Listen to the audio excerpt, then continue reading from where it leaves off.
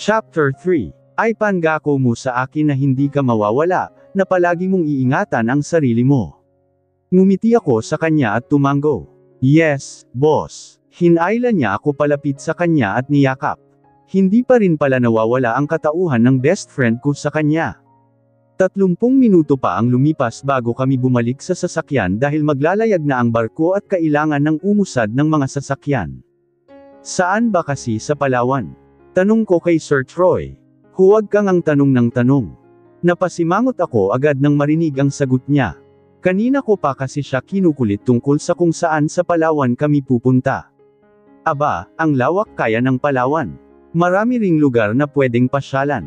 Nako, kung mayroon lang talagang sapat na panahon habang nandoon kami, iikutin ko talaga ang buong lugar para lang kumuha ng litrato. Sanggit. Tumayo ako sa aking kinauupuan at saka nagdesisyong magtungo sa deck. Napayakap ako sa aking sarili nang maramdaman ang malamig na simoy ng hangin. Dinadala rin ng mabining hangin ang ilang piraso ng aking buhok. Nang maramdaman kong nag-vibrate ang phone ko ay mabilis ko itong kinuha sa bulsa ko. Napangiti ako nang mabasa ang text ni Mama. Kinukumusta kami ni Sir Troy. Sinabi rin nito na pumunta sina Rie at Rio sa bahay para roon kumain. Nag-reply naman ako at sinabing ayos kami ni Sir Troy. Babalik na sana ako sa pwesto ko nang bigla akong may makitang pamilyar na mukha sa hindi kalayuan. Matangkad ito na lalaki at nakasuot ng polo na nakalilinis hanggang siko. Hawak nito disposable cup na sa hula ko ay may lamang kape. I squinted even more to see his face dahil bahagya itong naka-side view. Nang humarap ito sa kinaroroonan ko ay sabay na nanlaki ang aming mga mata. Oh my gosh! Sinong mag-aakala na dito pa talaga kami magkikita ng high school crush ko? Mabilis akong kumaway rito. Ngumiti rin ito sa akin at tumakbo palapit sa kinaroroonan ko. Millard, anong ginagawa mo rito? Excited na tanong ko sa kanya. Grabe, ang gwapo pa rin niya. Tumangkad siya lalo at mas lumakas ang dating. Papunta ako ng Palawan. May pupuntahan kasi akong event. Talaga. Kami rin ni Daniel ni Sir Troy. Natawa naman siya nang marinig ang sinabi ko. Hindi talaga kayo mapaghiwalay ano. Hanggang ngayon magkasama pa rin kayo. Kailangan niya ng reliable na secretary eh. Sino pa ba nang pipiliin niya? Malamang ako. Tumawa naman siya at tumango. Grabe, pati ang ngipin niya ang gandang tingnan. Hayes. Nang ailahad niya ang kanyang kamay ay napatitig pa ako roon. I never imagined in my entire existence na mahahawakan ko na sa wakas ang kamay ng crush ko. Ang kaso, noong saktong kukunin ko na kamay ni Millard bigla namang sumulpot sa harapan ko si Sir Troy at siya ang humawak sa kamay ni Millard at nakipagkamay rito imbes na ako. Millard, it's nice to see you again. Kung pwede ko lang talagang sabunutan si Sir Troy ngayon, paniguradong ginawa ko na. So kumusta pare? May asawa ka na ba? I scoffed. Minsan din talaga makapal itong mukha ng boss ko. Feeling close yan. Millard shook his head. Wala pa rin. Hindi ko pa nahahanap yung taong para sa akin. Saad nito saka bumaling sa akin. Hala siya, bakit ka naman tumitingin sa akin ng ganyan, Millard? Baka mamaya isipin ko na ako na ang para sa iyo. Kayo ba ni Luis? Kayo na ba? O kasal na ba kayo? Gusto kong mahimatay o hindi kaya tumalo na lang ng dagat nang marinig ang tanong ni Millard kay Sir Troy. Seriously, itatanong niya iyon. Parang kanina kasasabi ko pa lang na secretary lang ako nitong siraulong lalaking nasa harapan ko ah. Saan nanggaling iyong salitang, kasal? Tumawa si Sir Troy at pabiro akong tinulak, medyo napalakas kaya tumama ang siko ko sa bakal na railings. Magre-reklamo sana ako pero hindi ako pwedeng magmukhang Amazona sa harapan ng crush ko. Imbes na sumanang tingin si Sir Troy ay wala akong ibang nagawa kundi ngumiti na lang kahit halata namang pilit. Sige, Daniel, Luis, babalik na ako sa pwesto ko. Naroon kasi ang mga gamit ko. Tumango na lang ako at walang nagawa nang tumalikod na ito. Pagharap ni Sir Troy sa akin ay sinalubong ko siya ng suntok sa dibdib. Bad trip, bad trip. Hoy Troy Daniel, kung gusto mong maging matandang binata sa buong buhay mo, utang na loob huwag mo akong idamay. Panay naman ang ilag niya at salag sa bawat hampas ko. Bakit anong ginawa ko? Mas lalong sumama ang tingin ko sa kanya.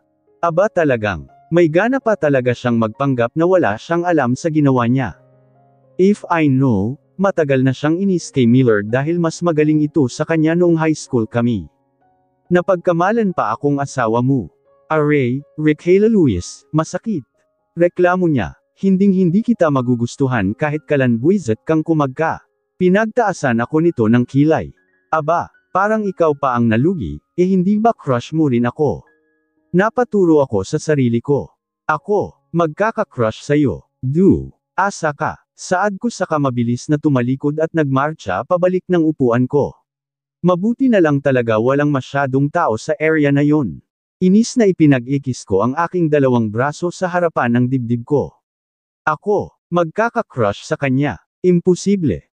Gabi na nang makarating kami sa pier ng El Nido. Inunahan ko na si Sir Troy na bumaba dahil okay na antok na ako at hindi man lang ako nakatulog sa buong biyahe dahil sa sobrang sama ng loob ko sa kanya. From time to time natatayo siya at maglalakad sa kung saan ay pinapanalangin kung madulas siya o hindi kaya ay madapa. Luis. Napalingon naman ako kay Millard nang tinawag nito ang pangalan ko. Automatikong gumuhit ang ngiti sa mga labi ko at kumaway pa ako rito. Nakakotse rin pala ito. Kung wala lang sanang nakapagitan na sasakyan sa amin, edi sana mas nakikita ko pa siya ng malapitan ngayon. Kumaway rin ito sa akin na siya namang nagpakilig sa akin. Bakit feeling ko habang tumatanda kami lalo siyang gumuguwapo? He's aging like a fine wine. Baka yummy rin. Aray, inis na pinagmasdan ko si Sir Troy na pasimpleng dumaan sa harapan ko. Kung umarte ang kumag na to parang hindi niya inapakan ang paa ko. Ano bang problema niya? Napaupo ako at tiningnan ang mga daliri ko. Sa sobrang bigat ng paa niya, feeling ko na murder yung kuko ko. Naiiyak na ako nang biglang lumapit sa akin si Millard. Okay ka lang ba Luis? Nag-aalalang tanong nito. Hinawi pa nito ang buhok ko na nakaharang sa mukha ko para makita ang ekspresyon ng mukha ko. Pasimpleng nakagat ko ang aking ibabang labi nang ilagay niya ang ilang takas na buhok ko sa likuran ng tenga ko. Ano bang nangyari? Muling tanong nito. Oo nga, ano bang nangyari Rickayla? Singit naman ni Sir Troy. Tumayo ito sa harapan ko at nakapamiwang pa. At dahil nakaharap sa akin si Millard hindi nito nakikita na ginagaya ni Sir Troy lahat ng sinasabi nito sa akin. Inirapan ko naman siya. Okay na Millard, aksidente lang. Sa lahat ng sinabi niya, iyon lang ang sinagot ko. Paano ba naman kasi ako makakaisip ng sasabihin kung pinandidilatan ako ng mata ni Sir Troy? Sigurado ka ha? Sige, I'll get going na. Mag-ingat ka, Loyus. Saad nito at marahang ipinatong ang kanyang palad sa ulo ko at bahagyang ginulo ang buhok ko habang nakangiti siya sa akin. Pagtalikod nito ay naitakip ko ang dalawang palad ko sa aking mukha dahil sa sobrang kilig hay nako. Mabilis na nawala ang ngiti sa labi ko nang marinig ang boses ni Sir Troy. Tumayo ako agad at inis na sinipa siya sa binti. Hindi ko na siya pinansin sa mga reklamo niya, pumasok na ako agad sa loob ng kotse at doon ipinagpatuloy ang pagde-daydream. Paika-ika itong naglakad papasok hanggang makapasok ng driver's seat. Babawasan ko sahod mo, pananakot niya sa akin. Pinagtaasan ko lang siya ng kilay at sinimangutan. Are you threatening me? Why? Are you threatened? Balik tanong niya. I rolled my eyeballs. As if naman. Sagot ko sabay hawi ng buhok ko. Hindi ko maiwasang mapangiti nang maalala ang nangyari kanina lang. Nakangiting isinandal ko ang aking ulo sa bintana ng kotse habang tinatanaw ang mga streetlights sa pier. Pagkalabas namin sa pier ay dumaan muna kami sa isang 24 na hour open restaurant para kumain. Kanina pa ako pinagmamasdan ni Sir Troy kaya sa sobrang inis ko ay sinalubong ko ang kanyang tingin at nginisihan siya. Titig na titig ka na naman, crush mo na talaga ako no. Tumaas ang sulok ng kanyang labi. Wow na wow sa reaksyon, direng-diri talaga. Akala niya naman gwapo siya para mag-inarte. Well, gwapo naman talaga pero who cares? Inisip ko lang kung bakit crush na crush mo iyong si Millard. High school pa lang, crush mo na yun hindi ba? Inabot ko ang plat itong may lamang mango graham cake at samubo noon. Ganoon talaga, bukod kasi sa gwapo, matalino rin at isa pa mabait yun hindi katulad mong ma-attitude. Sumimangot naman siya saka ipinokas ang kanyang atensyon sa pagkain ng dessert. From time to time ay tumitingin siya sa akin at pag nahuhuli ko yun ay bigla-bigla niya akong inirapan. Akala niya naman bagay sa kanya. Alas 9 na kami umalis ng restaurant para bumiyahe. Pinatay ko ang aircon ng kanyang sasakyan at inutusan siyang buksan ang bintana ng sasakyan para sariwang hangin ng Palawan ang malanghap namin. Ibang-iba talaga probinsya sa Manila. Dito, maraming puno at damang-dama mo ng kakaibang lamig at pagkapresko ng hangin, samantalang kapag nasa Manila, kahit hamangin, hindi pa rin malamig. Layong tipong parang yung hangin ay galing sa likod ng aircon. Napayakap ako sa aking sarili habang tinatanaw ang mga punong nadadaanan namin. Maliwanag din kasi ang buwan kaya kahit papaano ay kita ang mga punong nadadaanan ng sasakyan. Lere mo na yung bintana, baka sipunin ka. Napangiti ako nang marinig ang sinabi ni Sir Troy. Kahit naman masungit siya at mahilig mang-asar, hindi ko pa rin matatanggi na napakamaalalahanin niyang tao. Kung sa ibang tao nga napakabait niya, sa akin pa kaya na best friend niya. Daniel, tingin mo ba proud si Papa sa akin ngayon? Sa mga narating ko, tanong ko nang hindi tumitingin sa kanya. He surely is. Alam mo namang noon pa lang mga bata tayo, proud na iyon sa'yo ang papa mo. Naalala mo ba noong gustong-gusto mong mag-aral ng taekwondo, tapos ayaw kang payagan ni Tita Belle? Natawa ako bigla nang maalala yung panahong iyon, lang beses kong iniyakan iyon noong bata ako dahil naiinggit ako sa mga kaklase ko na nag-aaral ng taekwondo tuwing weekend. Ayaw ni Mama na ma-involved ako sa ganoong mga klaseng activity. Gusto kasi nito ay lumaki ako bilang isang mahinhin na dalaga kagaya noong mga bida na pinapanood niya sa mga palabas sa TV tuwing hapon. Palagi rin itong sinusuklay ang buhok ko at inaalaga ng paglalagay ng virgin coconut oil kaya ang ganda ng hibla. Gustong-gusto rin ako nitong sumali sa mga pageant noon, ang kaso ako naman ang may ayaw. Mas gusto kong panglaruin yung mga larong panlalaki gaya ng baril barilan at pagbuo ng tower gamit ang mga piraso ng Lego. Hindi matanggap ni Mama na habang lumalaki ako ay naiiba ang interes ko. Doon naman naging supportive si Papa. Hindi ko malilimutan ang araw na sa labas kami natulog ni Papa noong malaman ni Mama na in-enroll ako ni Papa sa isang taekwondo class. Ilang araw rin kaming hindi kinibo ni Mama at wala kaming magawa noon kundi pakinggan ang sermon nito araw-araw. Papa never doubted my ability. Siya ang pinaka-supportive na taong kilala ko. I said, sighing. At ngayong wala na siya, ako na ang papalit sa posisyon niya.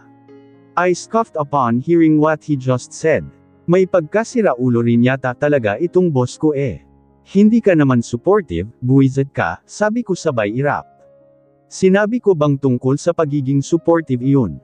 Ang ibig kong sabihin, ay e-enroll ulit kita sa taekwondo class. Tumawa ako ng ubod ng peke bago siya sinimangutan.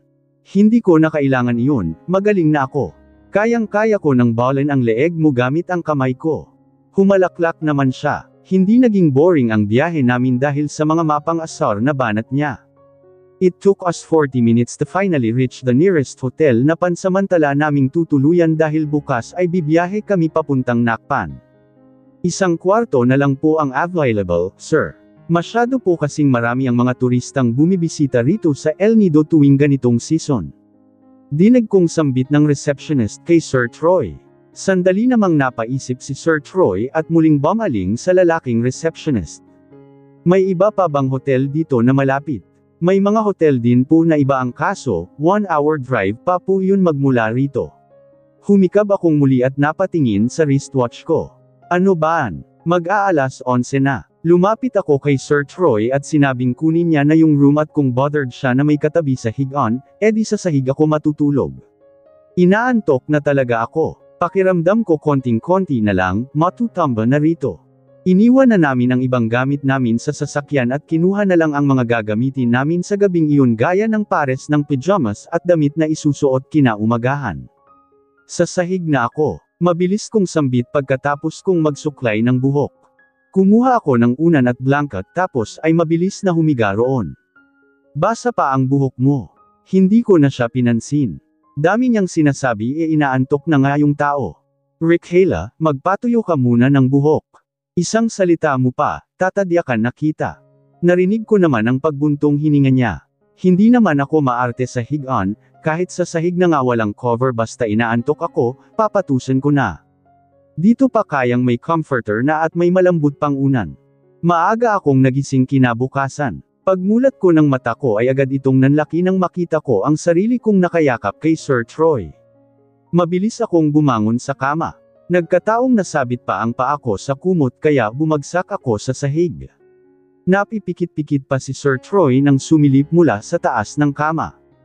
Anong ginagawa mo riyan? Pabulong nitong tanong. Sinaman ko siya ng tingin.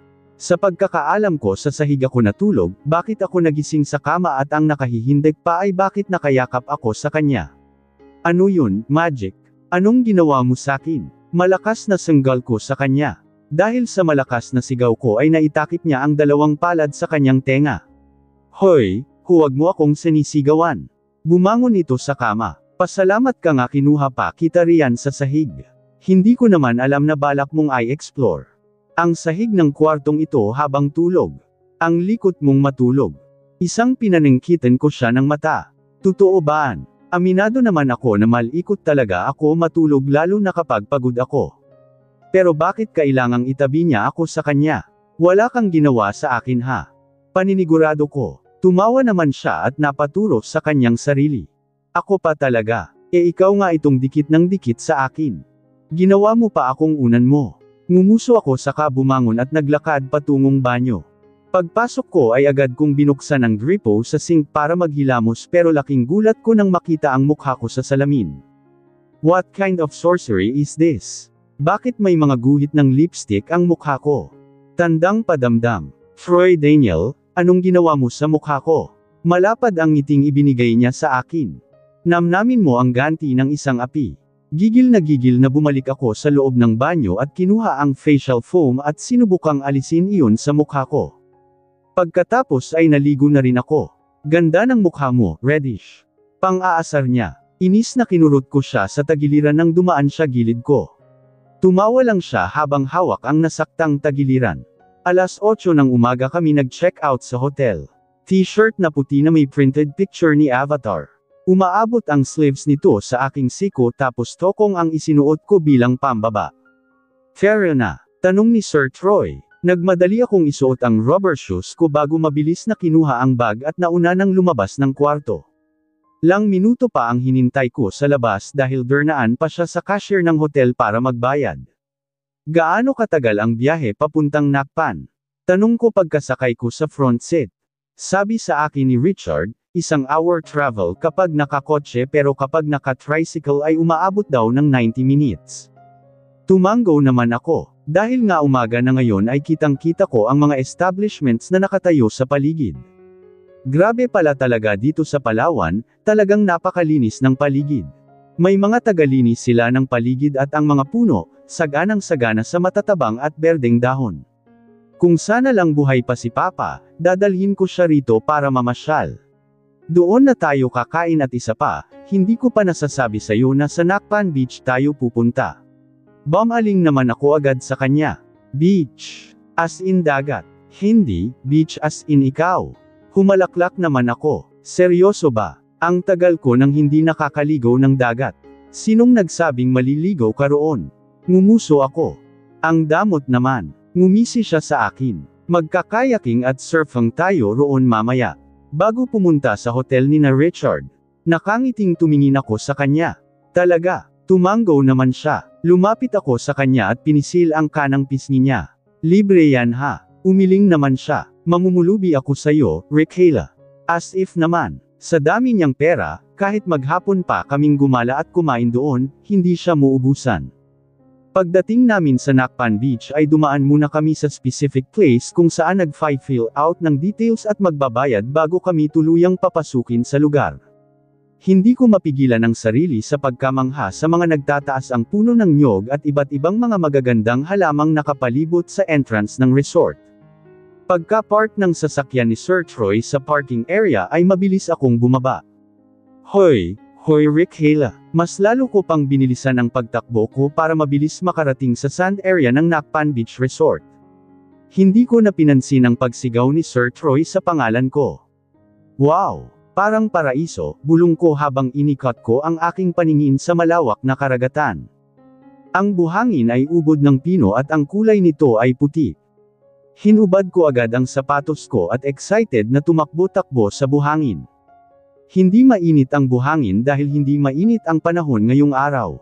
Ang haring araw ay natatabunan ng mga makakapal na ulap na bumabalot sa kalangitan. Sa hindi kalayuan ay natano ko ang tumatakbong si Sir Troy. He was wearing his black eye shades. Mukhang nagpalit din siya ng damit na pangitaas. He was wearing a color blue Hawaiian polo shirt. At ang butones sa bandang itaas ay nakakalas kaya kitang-kita ko na ngayon ang maputi niyang dibdib. Kung sinuswerte ka nga namang makakita ng gwapong mayari ng isang kumpanya na mayaman tapos pagala-gala rito sa Nakpan, hindi mo ba lalapitan para makipagkilala? Hi, ang gwapo naman talaga. Nakatitig ka sa akin. It was not a question but a statement. Hindi ako nagpatinag sa sinabi niya. Nanatili ang tingin ko sa kanyang mukha saka bumaba sa kanyang dibdib hanggang paa. Pinagnanasaan mo ako. Akala ko ba, never kang magkakagusto sa akin? Ikaw Rick Hela may pagnanasa ka sa boss mo Ngumiwi ako at saka umiling. Napakamot pa ako sa ulo. Minsan talaga hindi maiwasang maging sobrang malaki ang bilib niya sa kanyang sarili. Kapal ng mukha mo no. Nagkunwari pa akong nadidiri kahit ang totoo ay talaga namang gwapo siya. We're best friends since elementary. Dahil nga si Papa ay personal driver ng kanyang mga magulang, bilang regalo ng mga ito sa kaarawan ni Papa noon, ginawa akong scholar ng kanyang mga magulang at pinag-aral sa pribadong eskwelahan kung saan nag-aaral ng mga panahong iyon si Sir Troy. At dahil palagi rin akong nasa kanilang bahay tuwing weekends, mas naging matibay ang samahan namin. I wasn't good at studies at siya ang naging tutor ko. Kapalit noon ay makikipaglaro ako sa kanya ng kahit anong laro na gusto niyang laruin. Natural para sa kanya ang maging mabait. Kaya kahit nabobuli siya noon at tinatawag na bading ng mga kaklase namin ay hindi niya ito pinapatulan. Palagi niyang sinasabi sa akin na walang mararating ang pakikipagtalo at pakikipag-away. Masasayang lang ang oras ko roon. Pero noong minsang makita kong pinagkaisahan siya ng isang grupo ng mga kaklase naming mahilig sa gulo ay roon na ako hindi nakapagtimpi. Palagi niyang sinasabi na huwag daw akong makikipag-away lalo na kung siya ang dahilan pero hindi ko kayang makita siyang pinagtutulungan tapos wala akong gagawin.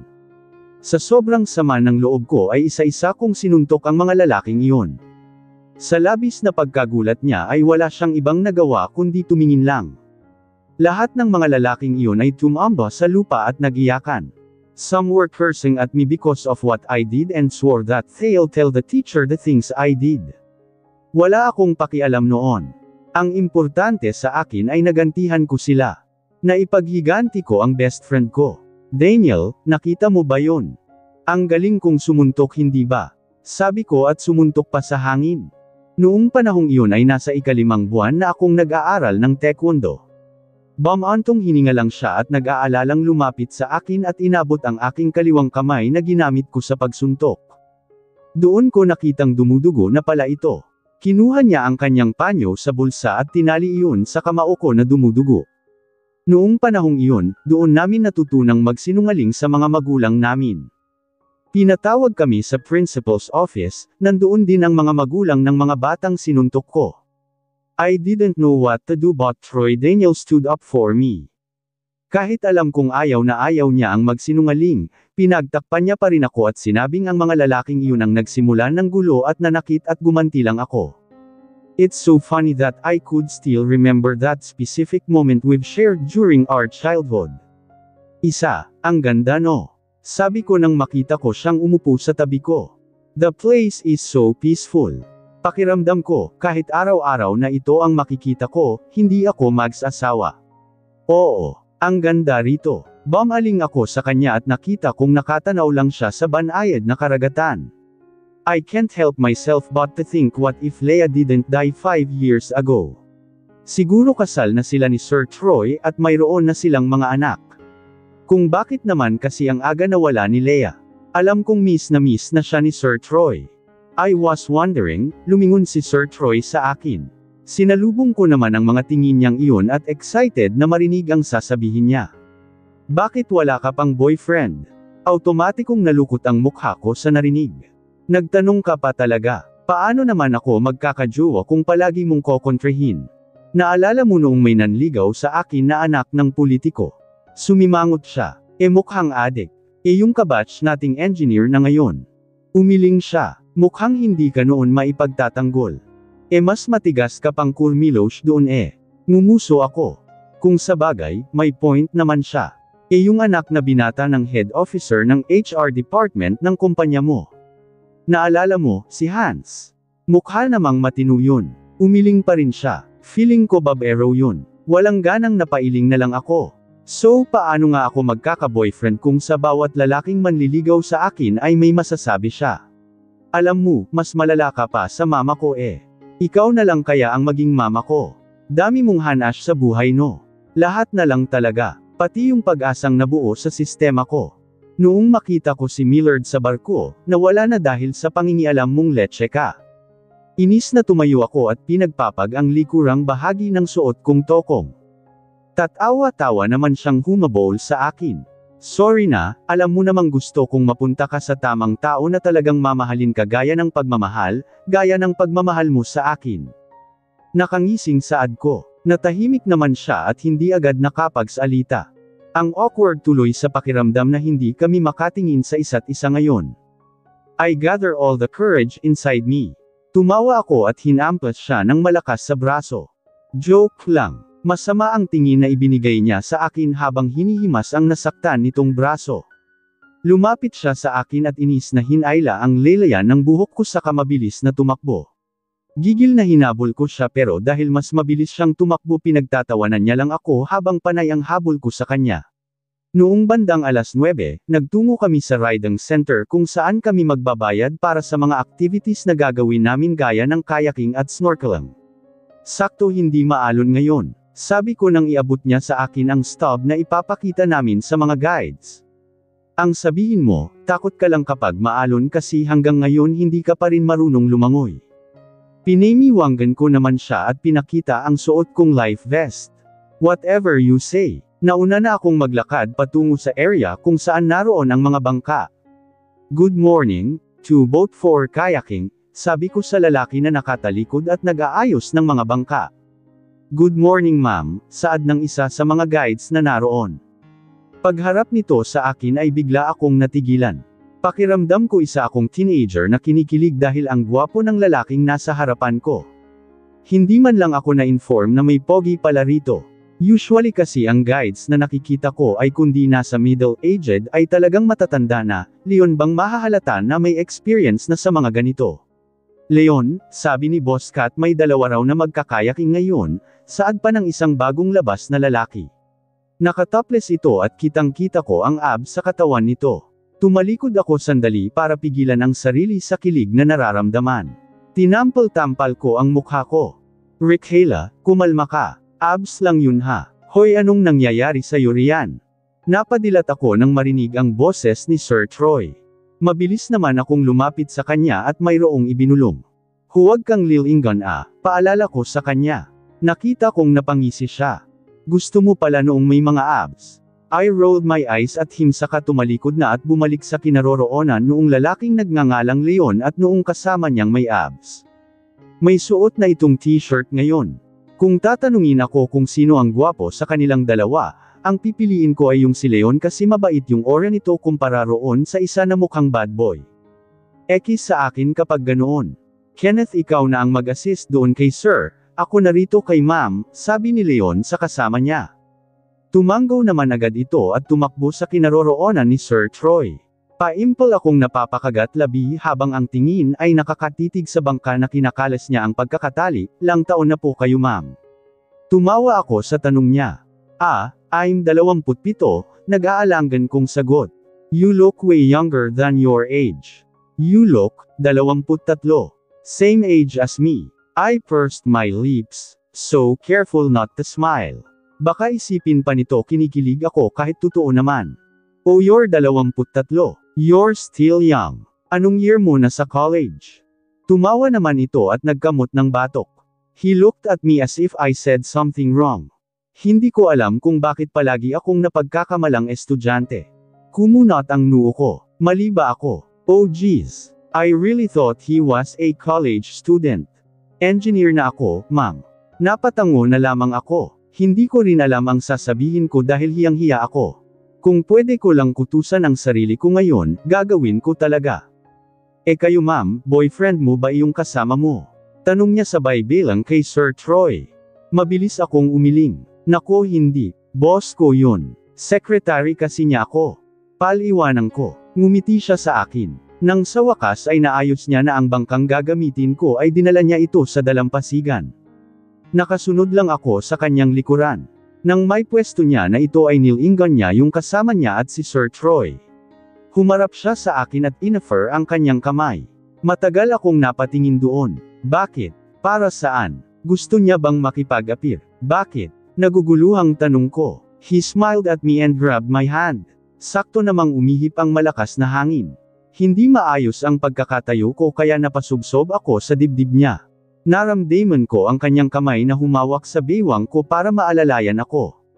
Dahil matangkad siya, hindi ko naiwasang mapatingala para makita ang reaksyon niya. Ang kanyang mga mata ay titig na titig sa akin, sorry. Agad kong sambit saka lumayo sa kanya. Nang mapatingin ako sa kinaroroonan ni Sir Troy ay kita kong masama ang tingin nito sa akin. Hoy, galit ka ba? Tanong ko kay Sir Troy habang nagsasagwan kami sa dagat. Medyo malakas ang hangin ngayon at medyo mas madilim ang kalangitan kumpara kanina. Mabilis naman siyang nagsagwan palayo sa akin.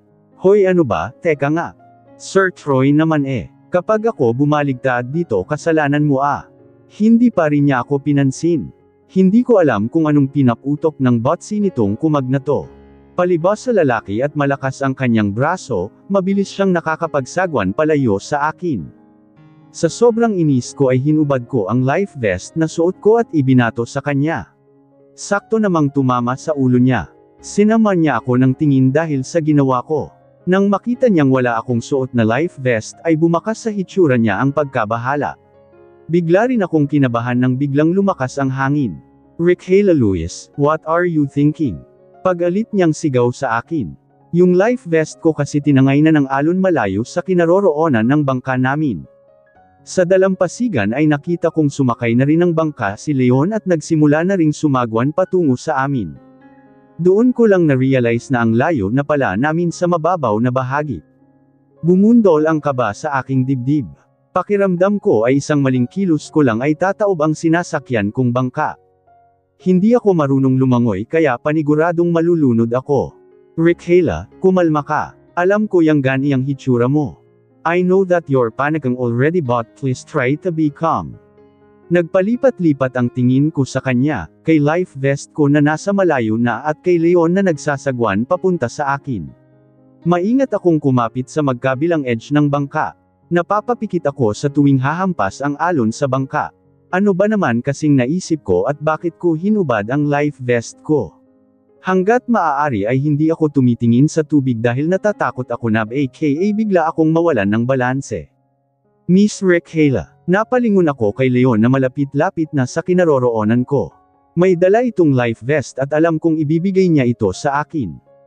Unti-unti na akong nakahinga ng maluwag ang kaso biglang umihip muli ang malakas na hangin at sumabay pa ang paghampas ng isang malaking alon.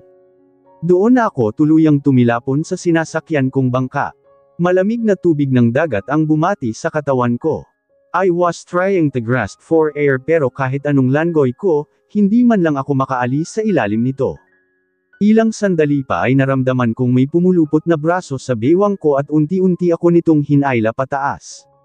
Paglutang namin sa dagat ay mabilis ko nang yamakap rito. Nagsimula na ring kumawala ang mga hikbi ko. 1. Miss Rickhala, it's okay. Siya, you're fine now. Patuloy pa rin ang pagbagsak ng luha ko sa kanyang balikat. Habang nakayakap ako sa kanya ay nakapaikot naman ang braso niya sa bewang ko para maalalayan ako. Nang panasan ko ang luha ko ay nakita ko sa hindi kalayuan si Sir Troy na nasa tubig na rin. Mukhang galit pa ito dahil sa nangyari. Nagsimula na itong lumangoy pabalik sa mababaw na bahagi ng dagat. Salamat, saad ko kay Leon nang makarating kami sa pampang. Mabilis na tumakbo sa kinaroroonan namin yung kasama niyang lalaki na nagngangalang Kenneth at inabutan kaming dalawa nito ng towel. Sinabi rin nito sa aking sa cafe dumiretso si Sir Troy. Next time, don't throw your life vest recklessly. Natawa naman ako. Pakiramdam ko, isa akong bata na pinapagalitan dahil matigas ang ulo ko. Humarap ako sa kanya at ngumiti. Umiwas naman siya ng tingin at bumaling na lamang sa dagat. Don't smile at me like that. Huminto siya sa sasabihin at pumulot ng malit na bato at pinaglaruan iyon. Baka magustuhan kita. Tumawa ako at pabirong tumayo.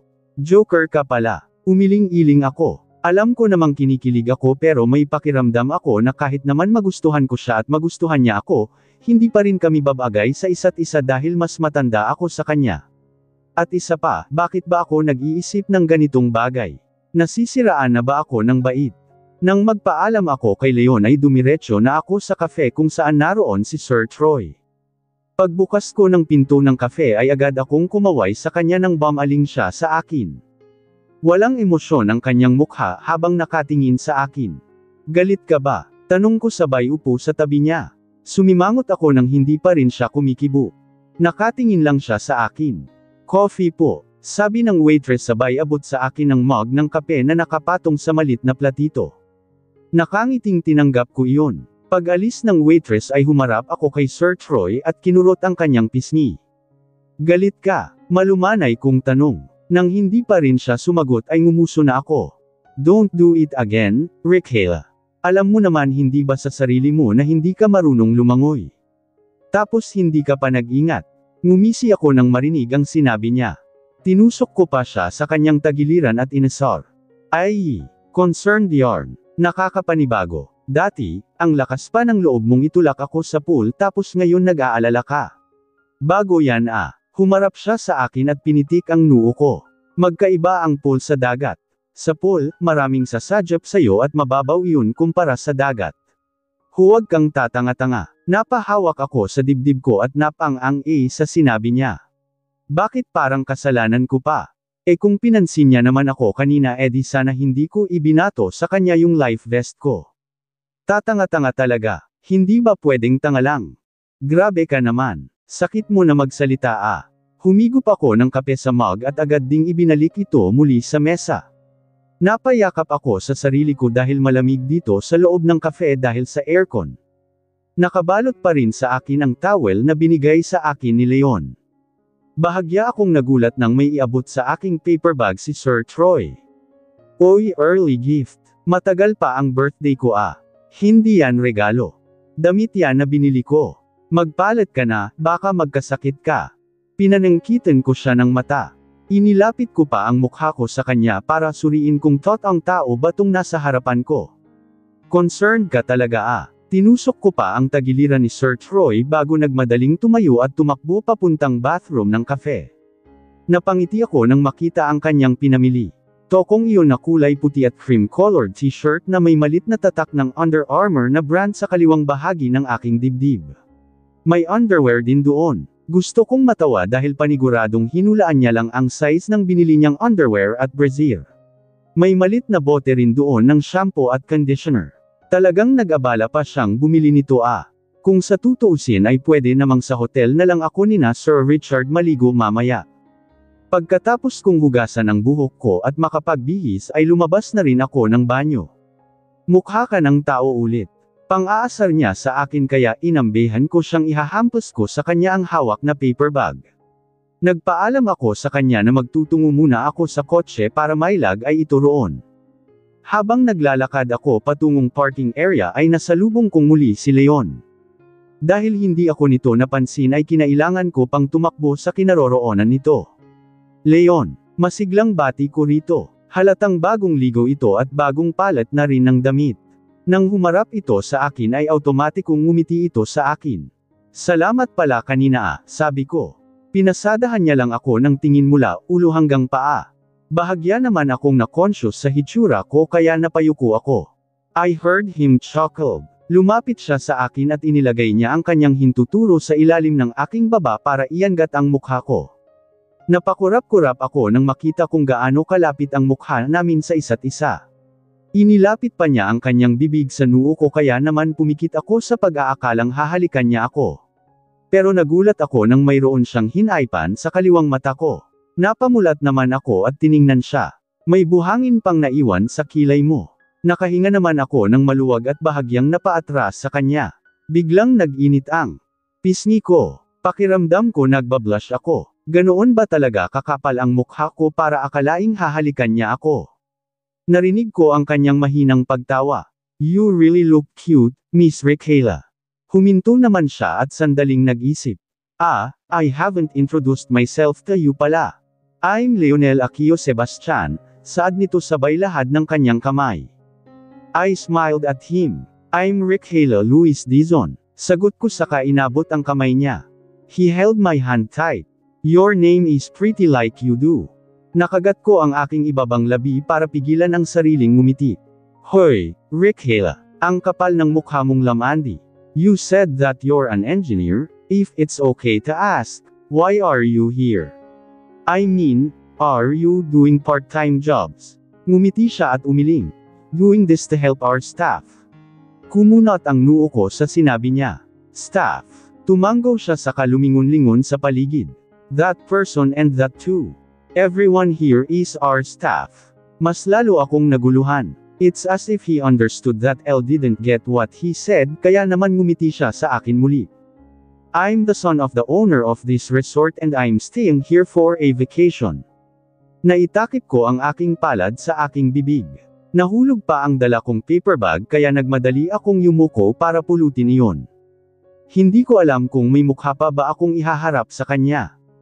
I really thought he's one of guides. Sorry, I thought. Tuldok panipik. Hindi ko maituloy ang sasabihin ko sa sobrang hiya. Naitakip ko ang isang kamay ko sa aking mukha at nagmadaling tumakbo palayo sa kanya. Luis. Sigaw pa nito. Wow, talagang tinawag pa niya akong Luis ah. Pinagpatuloy ko lang ang pagtakbo at nang mahanap ko ang kotse ni Sir Troy sa parking ay napasandal ako roon at napahawak sa dibdib ko. Gusto kong pagtawanan at kautukan ang sarili ko dahil sa ginawa ko. Bakit naman kasi inisip kong isa siya sa mga nagtatrabaho rito para kumita, sa kutis palang halatang mayaman na. Bakit hindi ko agad iyon napansin? Walang gana kong inilagay sa loob ng sasakyan ng paper bag. Nagayos muna ako sandali. Sinek ko ang hitsura ko bago ako muling naglakad pabalik sa kafe. Sir O. Saad ko sabay inabot pabalik sa kanya ang susi ng sasakyan.